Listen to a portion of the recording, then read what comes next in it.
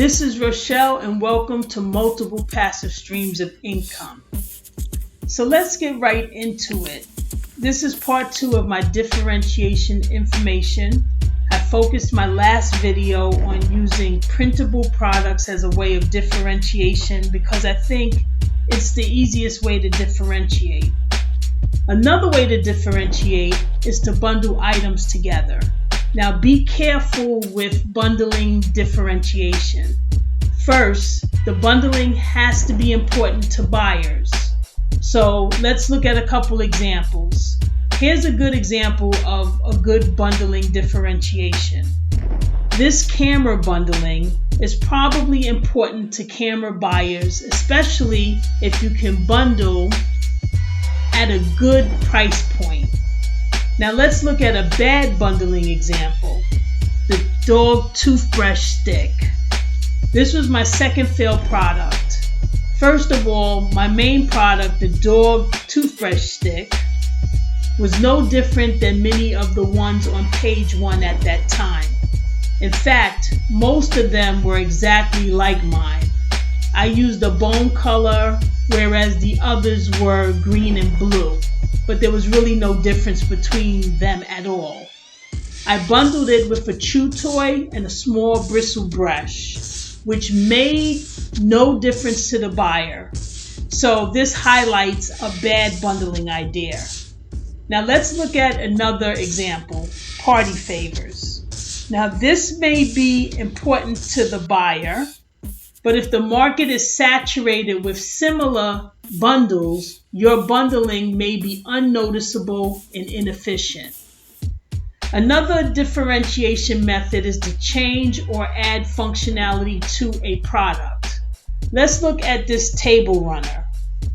This table runner is made to withstand heat, which will allow you to place hot items on it. Now this method will probably be more difficult to accomplish. You will probably need a mold created, which could cost thousands, maybe even a patent, and it just may be just too much upfront investment to do this method, especially as a beginning seller on Amazon. This is why I dedicated and focused on the printable differentiation method in my last video. I think it's the easiest and the cheapest way to differentiate. I have other videos on this channel about differentiation, which I'll list in the description below if you need further clarification. Differentiation is definitely important, but you have to team it with 2 more equally important disciplines. Number 1, will the product you choose have enough margin for profitability? And number 2, is there enough demand for this product? For these calculations, you need tools. There are free tools, but in all likelihood, you will need a paid tool. And right now, in my opinion, Helium 10 is the leading tool for Amazon private labeling. And as you improve with your Amazon journey, Helium 10 has other needed tools that you're going to need for your Amazon business. Now, it took me a while to fully commit to Helium 10 because it's nearly $100 a month.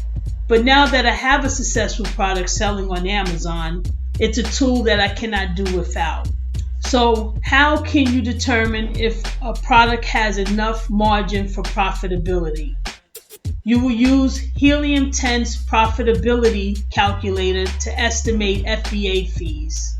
There's also a free Amazon calculator you can use as well. Look at a product similar to yours as far as the weight, the length, the width, and the height. Double check Amazon's FBA fee requirements. Look in the description below for that link as well.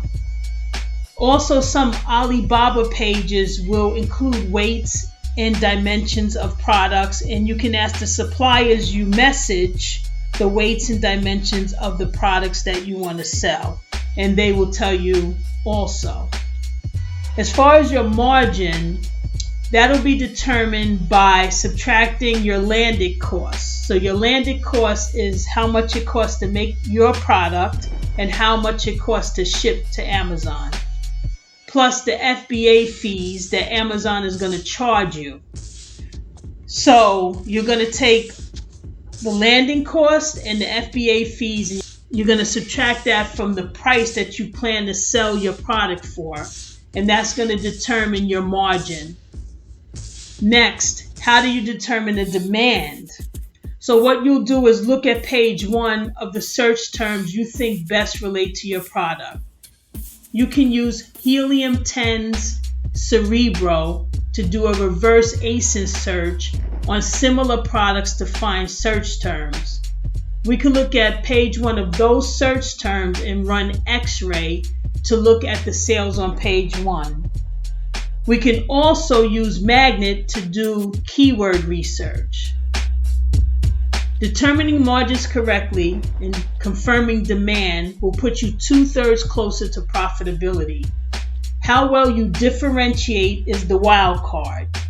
And the 1/3 part of this equation that isn't completely guaranteed, but you can definitely increase your chances by looking at the demand for similar designs or the popularity of similar products on social media. Look at how many views it gets, how many likes, how many people are sharing those posts.